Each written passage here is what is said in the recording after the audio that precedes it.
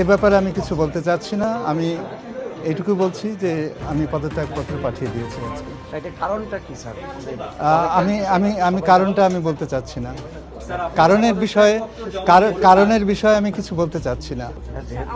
দেশের মানুষ জানতে চাচ্ছে যে আসলে জানি, কিন্তু আমি এর কারণে কি কারণে আমি সেটা বলতে চাচ্ছি না।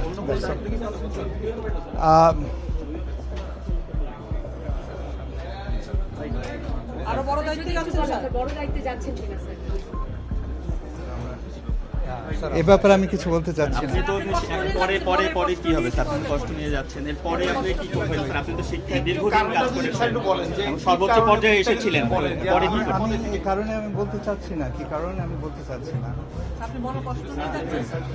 প্লিজ স্যার, এর পরবর্তী আপনি কি আপনার তো স্যার দুইটা বিশ্ববিদ্যালয়ের ভিসি হিসেবে দায়িত্ব পালন করেছেন, শিক্ষার সর্বোচ্চ জায়গায় আসলেন, এর পরবর্তীতে আপনার পরিকল্পনা কি স্যার? আপনি তো পদত্যাগ করলেন, সেটা আমি কোনো না কোনোভাবে শিক্ষার সাথে সম্পৃক্ত থাকবো।